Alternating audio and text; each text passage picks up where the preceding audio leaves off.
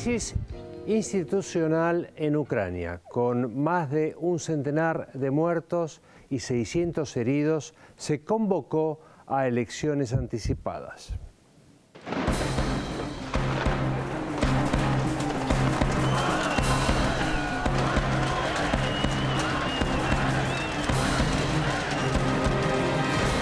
Al borde de la guerra civil, Ucrania vive en estos días la escalada más violenta de la crisis que comenzó hace 3 meses, cuando se iniciaron las protestas contra el gobierno de Víctor Yanukovych. Las manifestaciones opositoras comenzaron en noviembre, cuando el mandatario ucraniano, con graves problemas financieros, dio marcha atrás a un acuerdo para sumarse a la Unión Europea y se acercó a Rusia a cambio de un crédito de $15.000 millones y una rebaja del precio del gas, entre otras concesiones.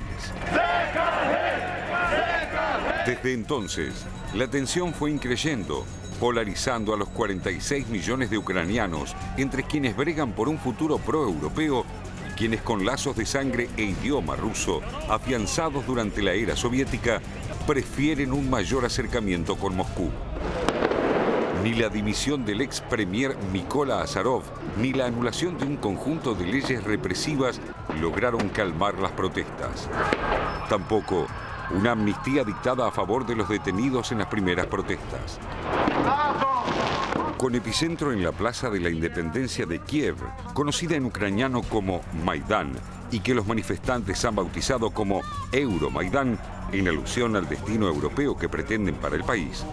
La batalla que enfrenta a manifestantes opositores con las fuerzas antidisturbios en las calles de la capital ucraniana y en otras ciudades del país se cobró ya al menos un centenar de muertos y más de 500 heridos.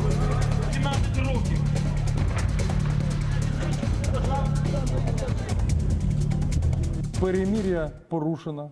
Екстремісти продовжують нападати. В рамках роботи антитерористичного центру при Службі безпеки України мною підписані відповідні накази. Правоохоронцям видано бойову зброю, і вона буде застосована у відповідності до закону України про міліцію. A pesar de que los principales partidos de la oposición con representación parlamentaria se desvinculan de la violencia y niegan un llamado a sus partidarios a las armas, el complejo escenario que hizo explosión en Ucrania tiene diversos protagonistas. Entre los que tienen voz oficial se destacan Vitaly Klitschko, un campeón de boxeo y líder del movimiento UDAR, partidario de un acercamiento pro-europeo, y Arseniy Yatsenyuk, líder parlamentario de Patria, el segundo partido más grande del país y aliado de la ex primera ministra Yulia Tymoshenko, ahora en prisión, por la que Europa exige libertad. So the only chance to do it is to stop the riot police, to stop the protesters, to impose a DMZ, like demilitarized zone, and to move this conflict from the streets to the parliament. Parts of the protesters are out of control. No one, I would be very frank that the government doesn't control the riot police, and it's very difficult for the opposition to control Maidan, and there are a number of forces who are uncontrolled. So This is the truth. now. Ukraine is in a big mess.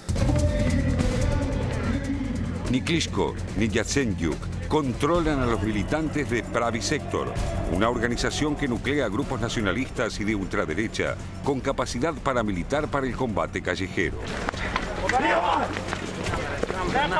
Antirrusos y xenófobos, estos grupos que desde un principio se opusieron a la protesta pacífica, son los únicos capaces de enfrentar cuerpo a cuerpo a la policía.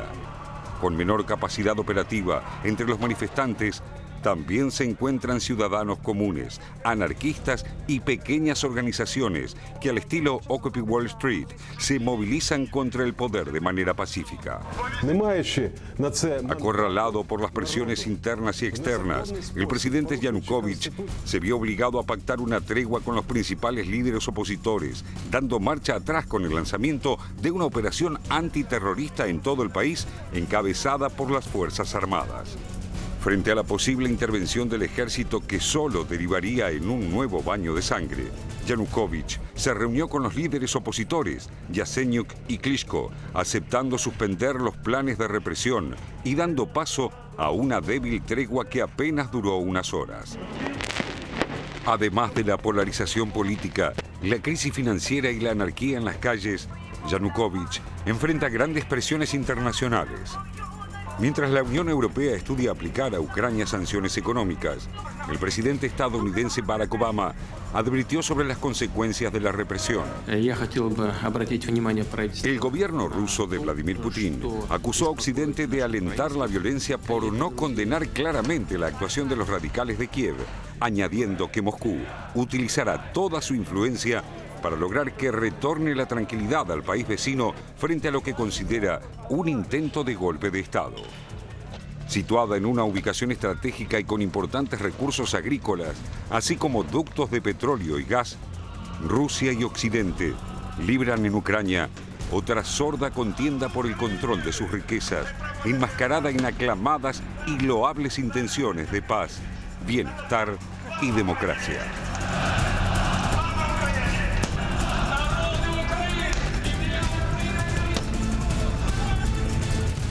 Bueno, los acontecimientos de las últimas horas evidentemente han renovado la información con respecto al momento en que habíamos preparado este informe. Lo resumimos. La Rada, el Parlamento de Ucrania, decidió esta mañana la destitución de Víctor Yanukovych. Además, recordemos, en el día de ayer ya había votado una modificación al Código Penal para habilitar la liberación de la ex primera ministra Yulia Timoshenko. Esto se efectivizó en las últimas horas, ya fue liberada Timoshenko. Y por último, el tema de las elecciones anticipadas. Bueno, anticipó más todavía la fecha de elecciones que se preveía para fin de año. Ahora van a ser el 25 de mayo. Sí, Atilio, una de las preguntas que yo te quería hacer es esto que se piensa en relación a que hay una coincidencia o que puede haber puntos comunes entre lo que está pasando en Venezuela y Ucrania. O sea, son países muy diversos, pero tienen algunos puntos en común. Yo pensaba, por ejemplo, son países geoestratégicos para las potencias occidentales. Otra característica es el grado de violencia que se genera por grupos que en realidad son bastante antidemocráticos. Quisiera saber tu opinión al respecto. No, yo creo que evidentemente hay una cierta familiaridad. Ucrania es un país muy importante desde el punto de vista del equilibrio geopolítico europeo, porque bueno, está tironeado entre la integración a la Unión Europea, que de alguna manera ha sido solicitada por buena parte de la población, pero sobre todo de un sector, del sector que está más cercano a Europa, porque Ucrania es un país muy partido, hay un sector que es muy prorruso, por acá se decía el informe, al este, pero además hay un dato muy significativo, y es que la injerencia rusa, el involucramiento ruso, tiene que ver con que la única base naval que tienen los rusos fuera de su propio territorio está en Ucrania, está en Sebastopol, ¿no es cierto? Y es un elemento fundamental que los rusos tienen para actuar en la crisis de Medio Oriente. A partir de ahí, una proyección hacia el Mediterráneo. Entonces, evidentemente, Putin lo que está diciendo es que, bueno, él no quiere quedarse afuera, no se va a quedar afuera de la conversación. Lo cual me hace pensar a mí de que este equilibrio que se ha llegado ahora puede ser bastante precario. Yo no estoy muy seguro de que la violencia no vaya a resurgir en ese país, porque, digamos, lo que está en juego es algo muy importante, ¿no? Y evidentemente vamos a tener que seguir con el análisis de estos temas, seguirlo muy de cerca, y te vamos a convocar seguramente nuevamente, Atilio. Bueno, muchas gracias. La disculpas por la premura con la que se han dado hoy las cosas. Vamos a ¿pedimos Félix? el corte? Sí.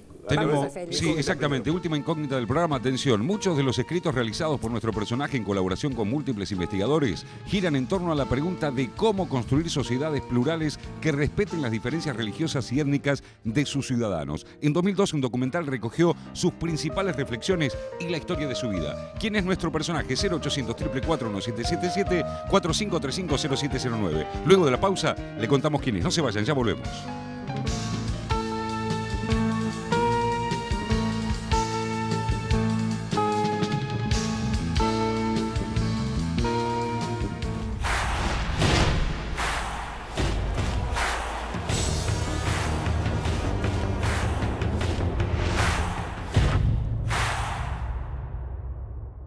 ¿Sabía usted que una niña que nace en un país pobre tiene una esperanza de vida de 45 a 50 años de edad? O sea que no va a vivir más de eso.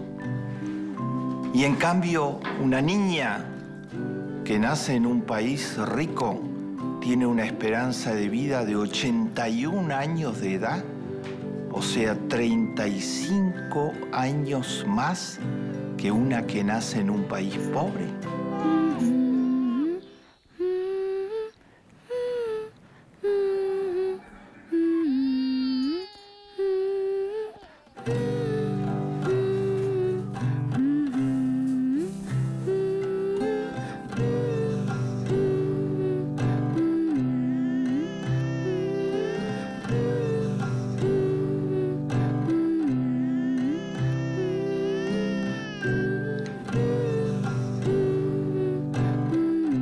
La salud debería ser de igual acceso para todos.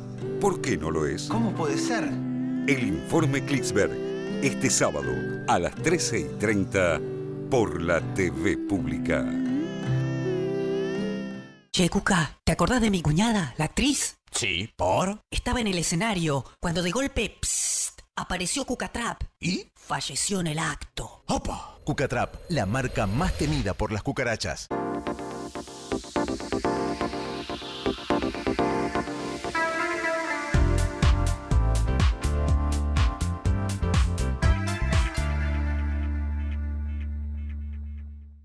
Con tus manos expresas alegría, confianza, pero se pueden contaminar de gérmenes fácilmente.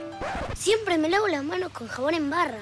Pero mamá siempre dice que todavía hay algo mejor. Probá el jabón líquido Espadol Dettol, que elimina el 99,9% de los gérmenes y al no contaminarse te da aún más protección que los jabones en barra. Recomendado por la Sociedad Argentina de Medicina. Espadol Dettol, protección superior todos los días. Para las zonas curvas, probá la nueva crema depilatoria Beat Body Cure Piel Sensible con aplicador especial para axila y bikini.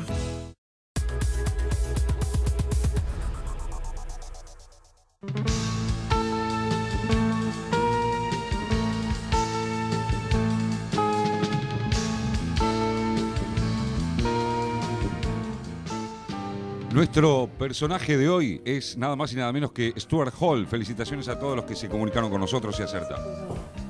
Gracias, Félix. Bueno, nosotros nos estamos despidiendo. Volveremos en la próxima edición de Visión 7 Internacional. Gracias. Exactamente. Hasta el sábado.